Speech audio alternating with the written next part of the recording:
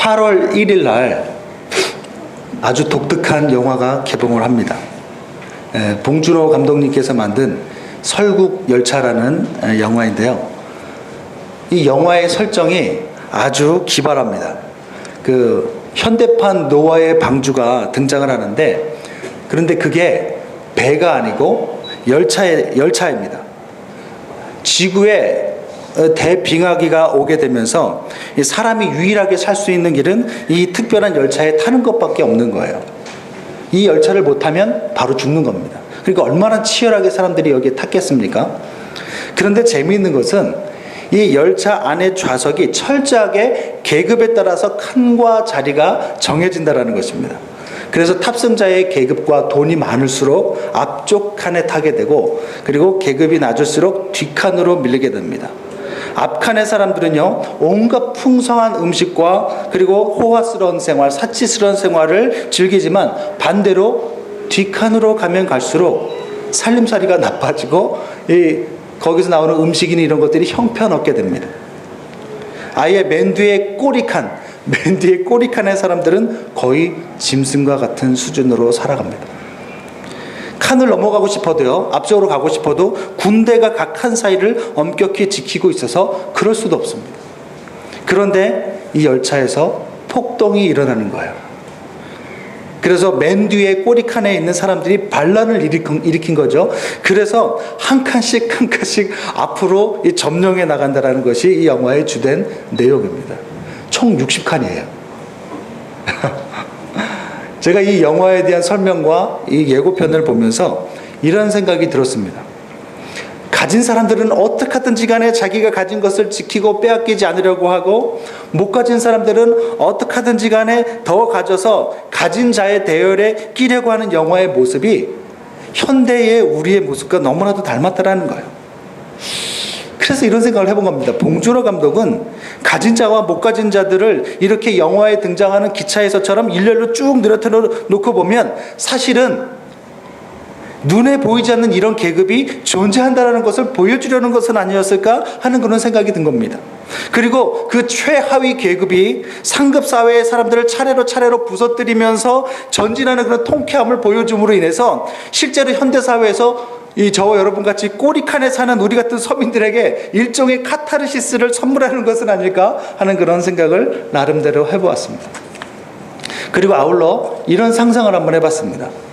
만약 이 열차는 이게 멈추지 않고 계속 움직인다고 그래요. 자체에서 어떤 과학적인 기술로 인해서 계속 끊임없이 동력이 발생되기 때문에, 그래서 1년이면 지구 전체를 한 바퀴를 도는 그런 열차래요.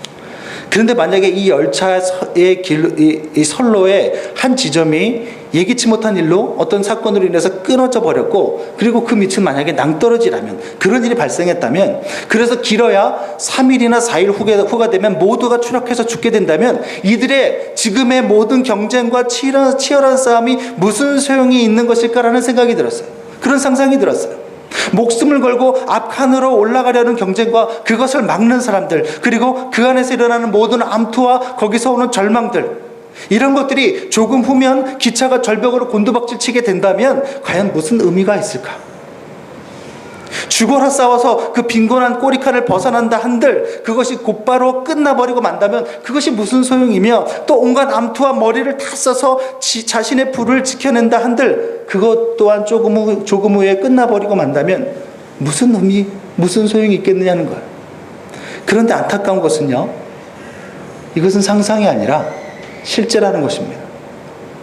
우리 인생의 모든 선로는 그 마지막이 다 끊어져 있다라는 것이에요.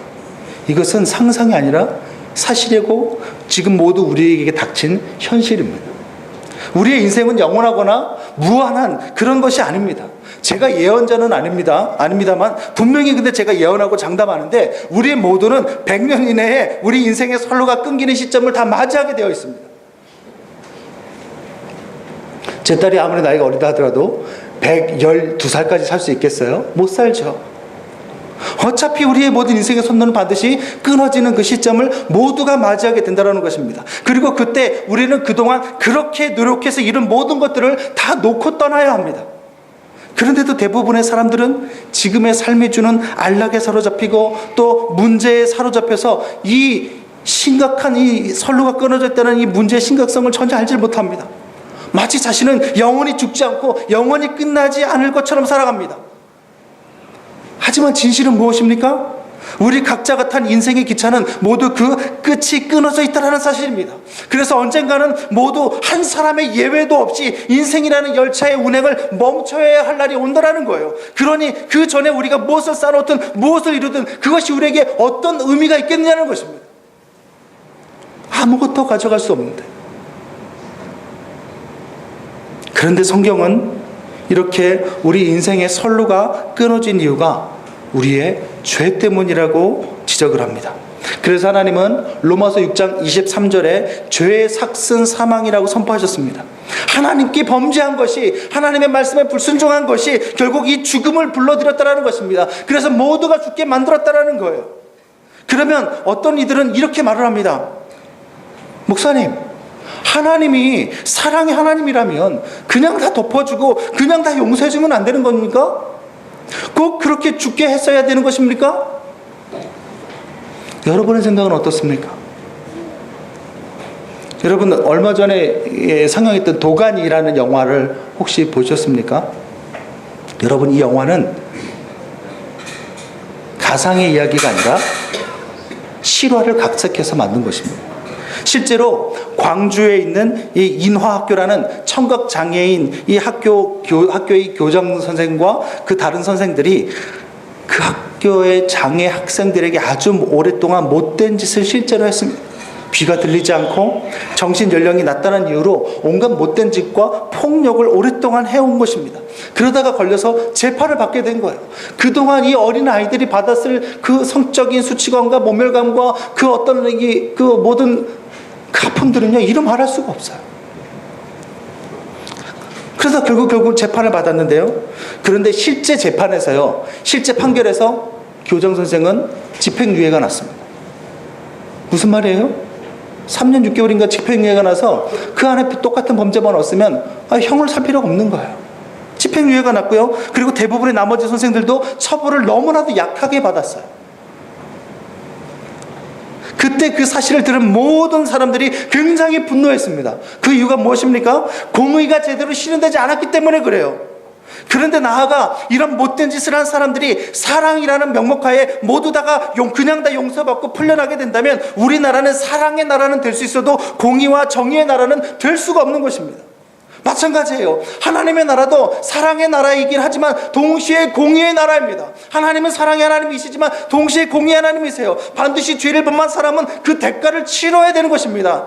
그런데 여기에 딜레마가 있는 거예요. 우리를 하나님께서 사랑으로 무조건 다 덮어주자니 하나님의 공의가 죽어버리게 되고, 또 그렇다고 무조건 다 우리를 다 형벌해서 죽음 가운데 처하게 하자니 하나님의 사랑이 사라져버리는 거예요. 그래서 하나님께서 이 두 가지 사랑과 공의를 동시에 만족시키는 대안을 내셨는데 그것이 바로 대속이라는 구원의 방법입니다. 따라해 보겠습니다. 대속. 이 대속이라는 것은요, 대신 속죄한다라는 뜻이에요. 남의 죄를 대신하여 속하여 준다는 뜻입니다. 이 대속의 방법을 통해서 하나님은 우리를 향한 사랑도 지키고 공의도 지키면서 우리를 구원하실 수 있게 된 것입니다. 어떤 면에서 그렇습니까? 옛날 어떤 나라에 아주 공의롭기로 소문난 왕이 있었습니다. 어떤 왕이냐면 아주 공의로운 왕이에요. 공명정대한 왕이에요. 그런데 어느 날 자신이 너무나도 사랑하는 어머니가 법을 어기고 죄를 짓다가 현장에서 붙잡혔습니다. 법에 의하면 그 죄목의 사람은요, 태형 50대를 맞게 되어 있습니다. 그런데 왕의 어머니는 이미 너무나도 노약하시고 나이가 많으셔서 50대는커녕 30대만 맞아도 돌아가시게 생겼습니다. 백성들이 궁금해진 것입니다. 과연 공명정대한 우리의 임금님이 어떠한 판결을 할까? 한쪽에서는 당연히 우리 임금님, 우리 왕은 공의로운 분이니까 노약한 어머니라 하더라도 법대로 태형을 명할 것이라고 주장을 했고, 또 다른 한쪽에서는 평소 워낙 사랑이 많기로 그 효자로 소문난 분이니까 분명히 어머니의 죄를 그냥 용서해 주거나 아니면 벌을 내려도 아주 약하게 내릴 것이 분명하다 이렇게 주장을 합니다.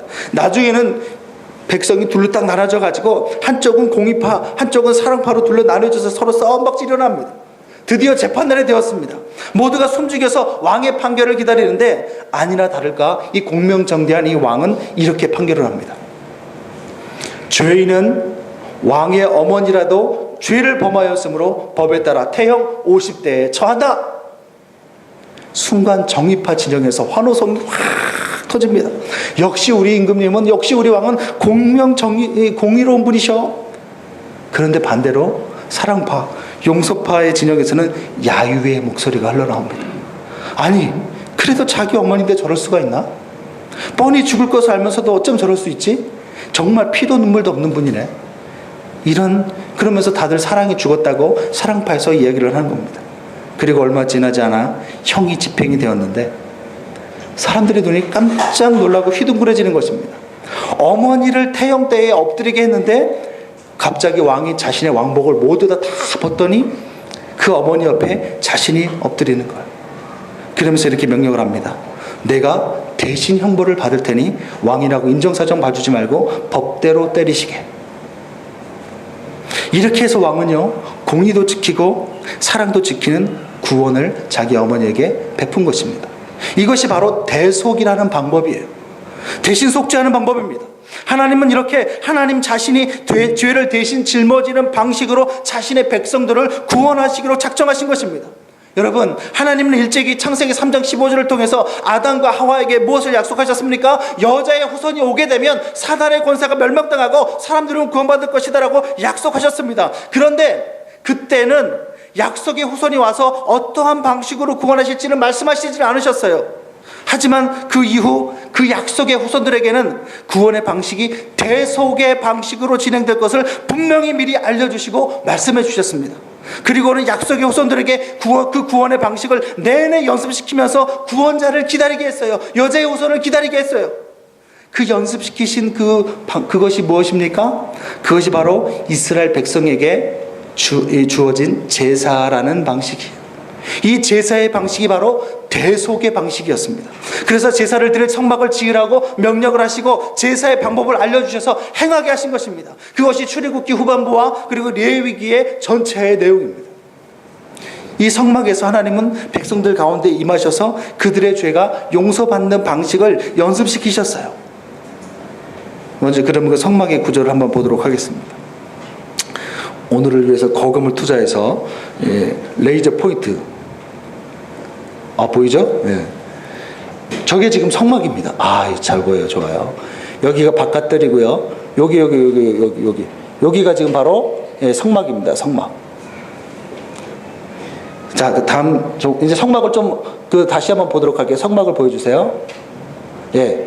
여기가 그 중에 성막에서 앞쪽에 한 3분의 2 정도 되는 지점이 성소고 그 뒤쪽이 지성소입니다. 그러니까 이 저 성막 안에 성소와 지성소가 있는데 방이 2개가 있어요.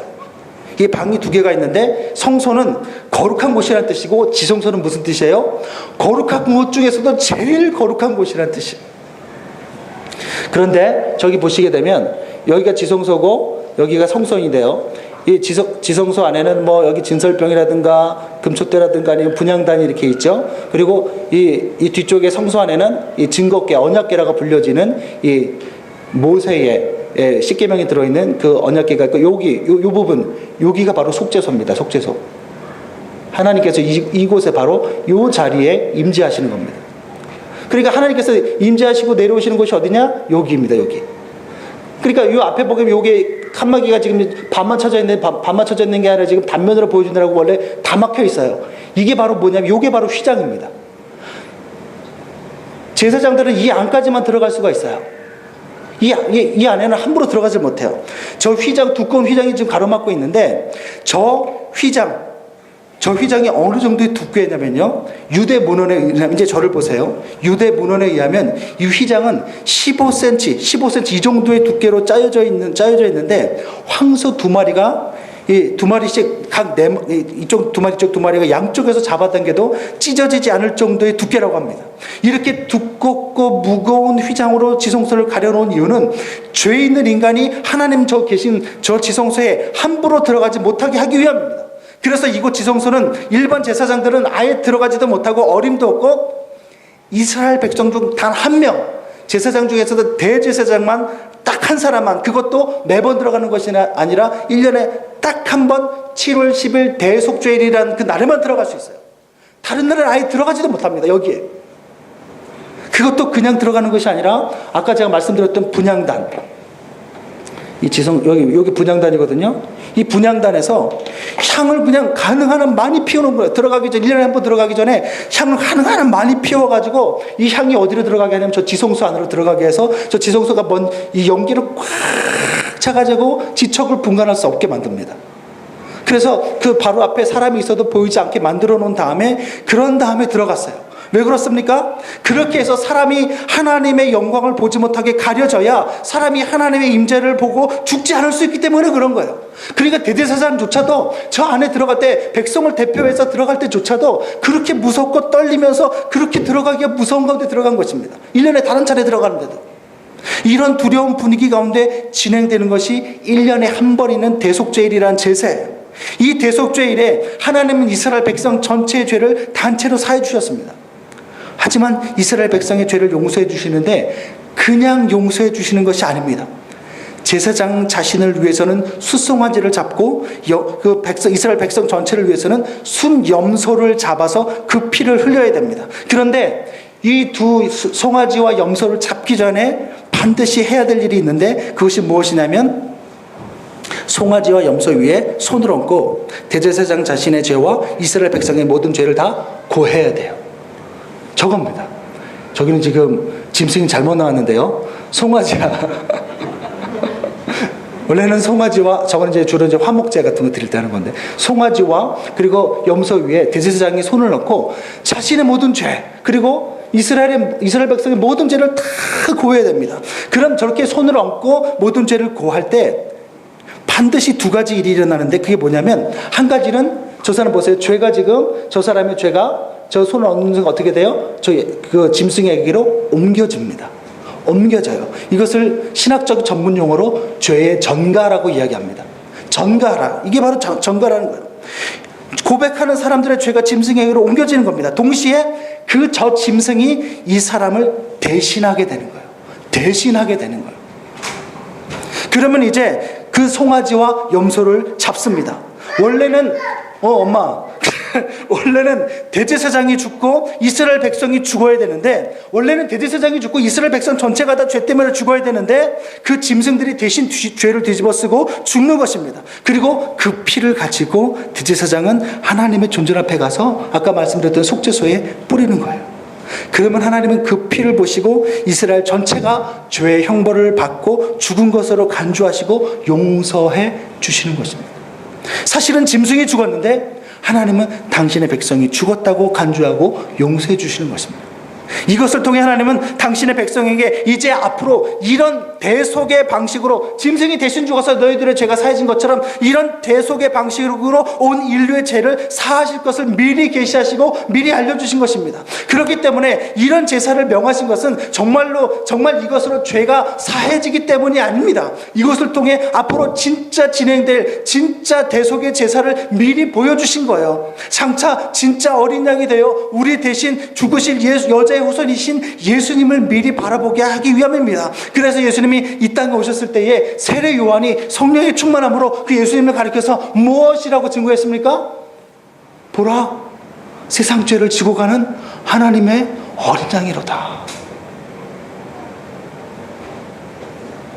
저는 이 부분에서 소름이 돋았는데 여러분들은 졸음이 돋나 봐요. 그렇죠?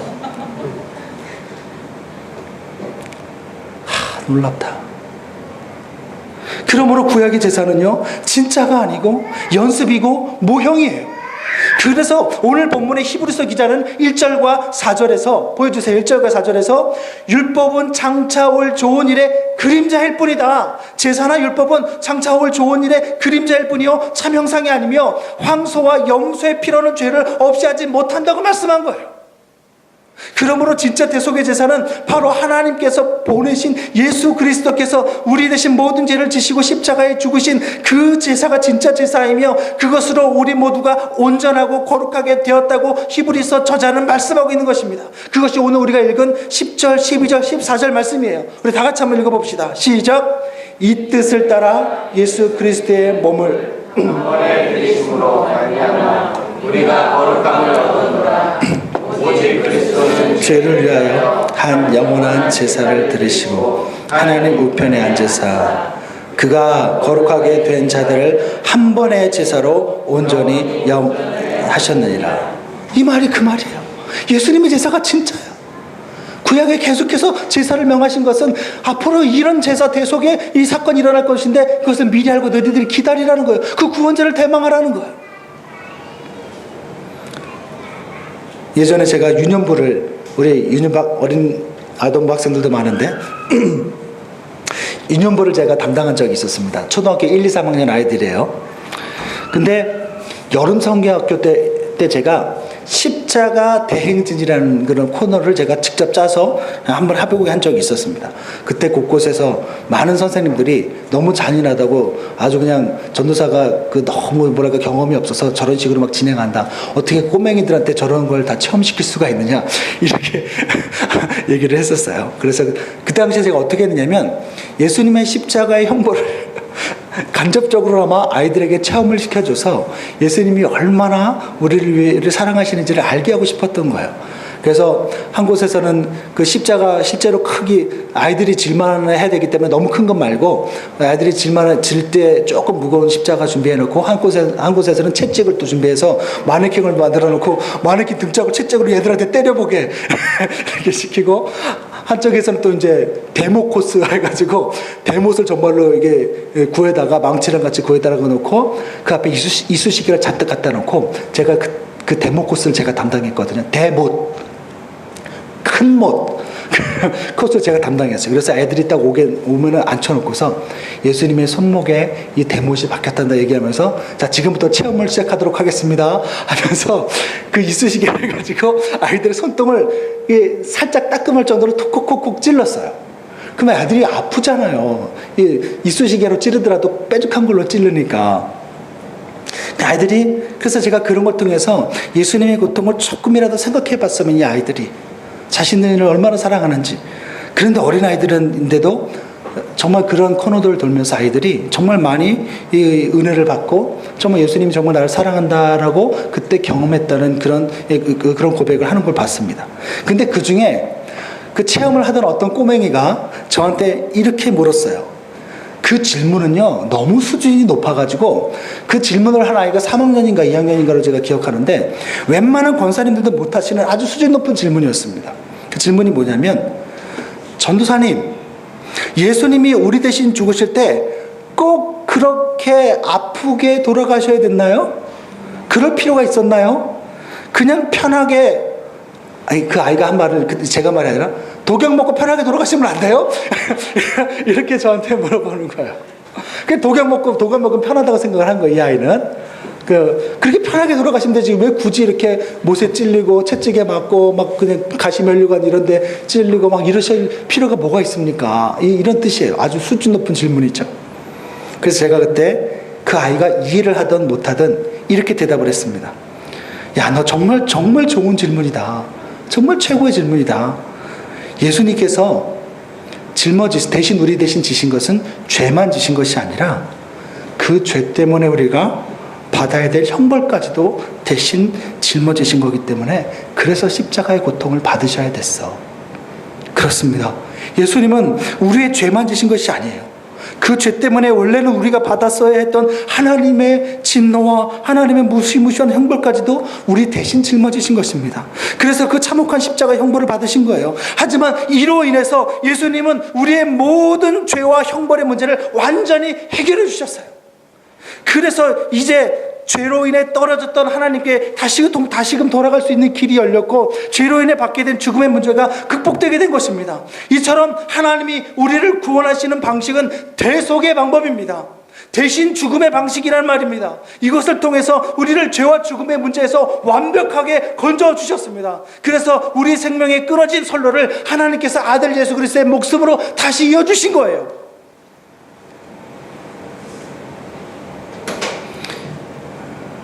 영상을 하나 보여드리려고 하는데요.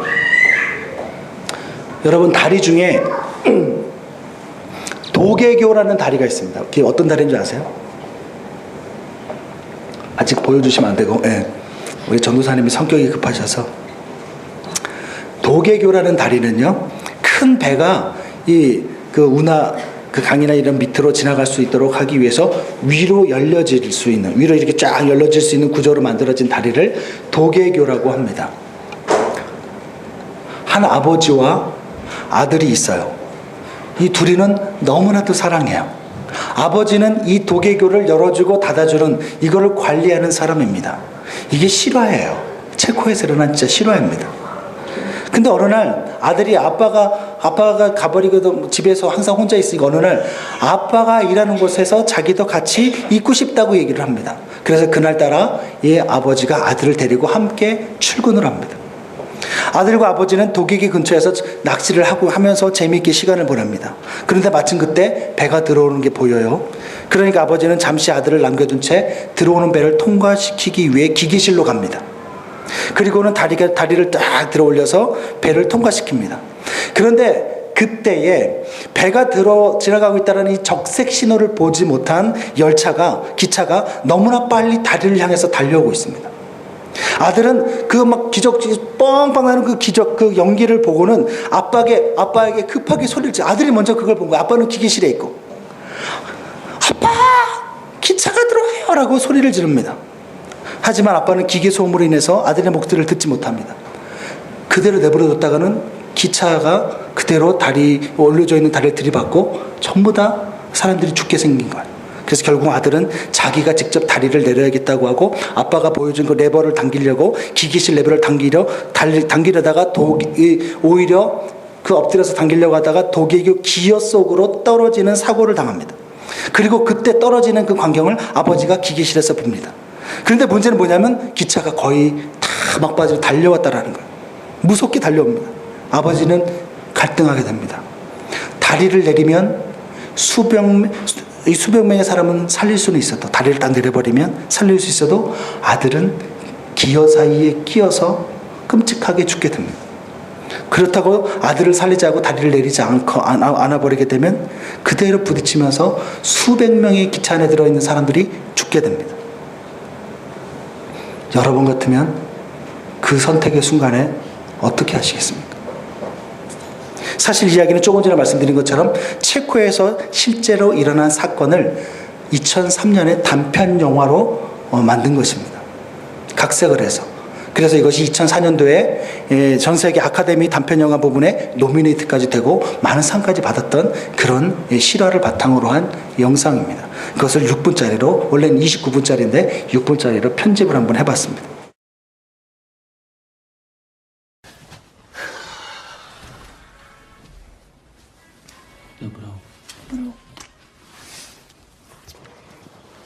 Za hodinu pojede vlak, jo. Za 30 minut pro tebe přijdu a půjdeme nahoru a budeme pouštět čoupátka, jo. Položíme most, mostem položíme most, jo. Jo, 30 minut sedět, nikam neběhat. Jasný? jasný. Tak jo. Tak čau.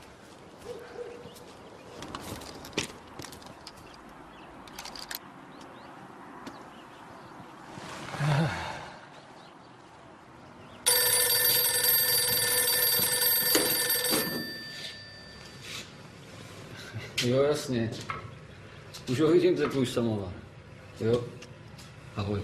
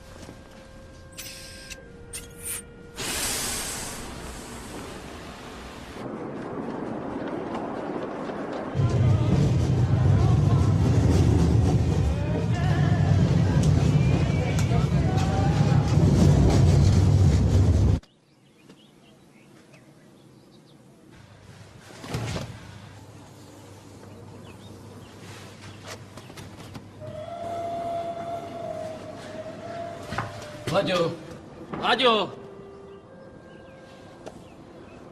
라디오!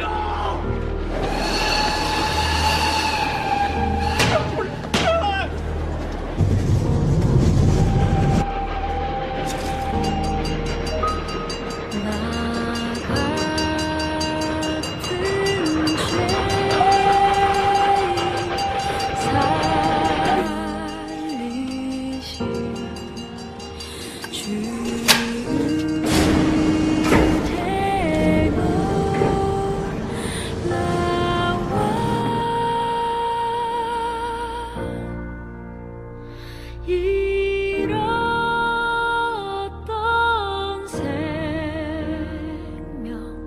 찾았고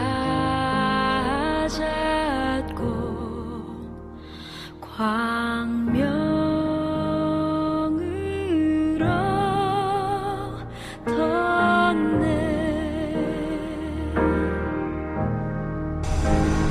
큰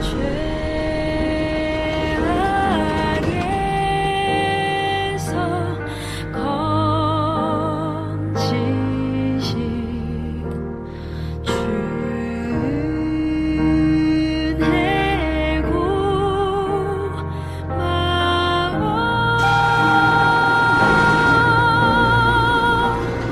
나 처음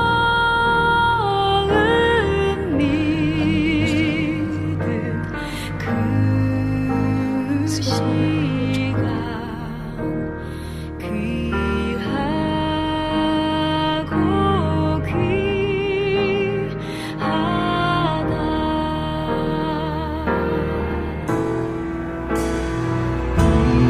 이제껏 내가 산 것도 주님의 은혜라.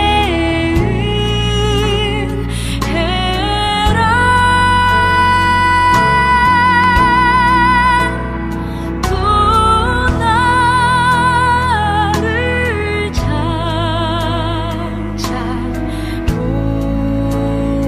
향해 인도해 주시리.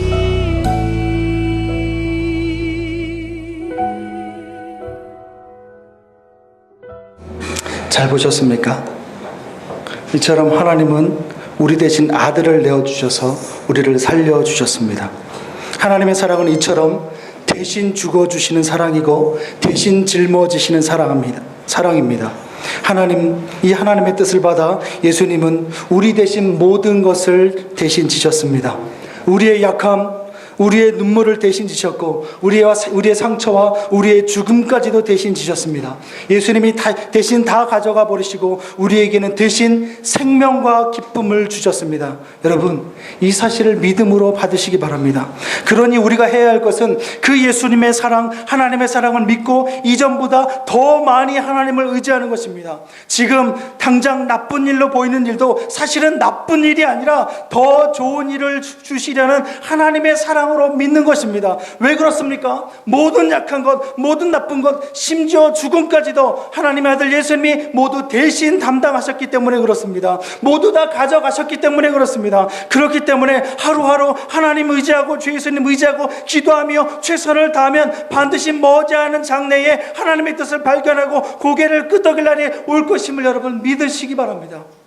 그런데 너무나도 안타까운 것은 이 영상에서처럼 이런 놀라운 희생에도 불구하고 너무나도 많은 사람들이 그 희생조차 모르고 자신이 조금 있으면 선로가 끊겨서 죽는다는 심각성도 모르고 하루하루 달려가고 있다는 것입니다. 여러분, 진짜 문제는 돈이 없다는 것도 아니고 관계의 문제도 아니고 우리의 마지막이 영원한 추락이라는 것입니다.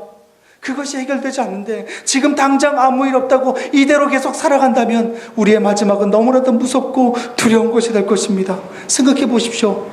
자신의 아들에게조차 그렇게 무섭게 진노를 쏟아부으신 하나님이라면 주 예수님의 십자가의 보혈로 가리우심을 받지 못한 죄인이 받을 하나님의 진노는 얼마나 두렵고 무섭겠습니까? 게다가 자신의 아들까지 그렇게 참혹하게 대신 희생하시면서까지 구원의 길을 우리에게 제시하셨는데 그것을 받아들이지 않는 죄인들에게 임할 하나님의 진노는 얼마나 또한 무섭겠습니까? 그러므로 이 하나님의 사랑 안으로 들어오시기 바랍니다. 이 놀라운 희생과 대속의 은혜를 믿기를 원한다고 기도하시기 바랍니다. 날 대신하여 죽으신 주 예수님을 믿고 싶다고 고백하시기 바랍니다. 선하신 하나님께서 그 기도에 응답하셔서 그동안 전혀 한 번도 경험해 본 적이 없었던 놀라운 구원의 감격과 평안을 주실 것입니다. 말씀을 정리합니다. 예수 그리스도의 사랑은 대신 죽어주는 사랑이요 대신 짊어지시는 사랑입니다. 이 사랑으로 우리의 모든 약함과 눈물까지도 예수님이 대신 가져가셨고 심지어 죄와 죽음까지 주 예수님이 모두 다 가져가셨습니다. 이 사실을 믿음으로 받아들이시고 주 예수님만 의지함으로 승리하는 우리 모두가 될 수 있기를 진심으로 바랍니다.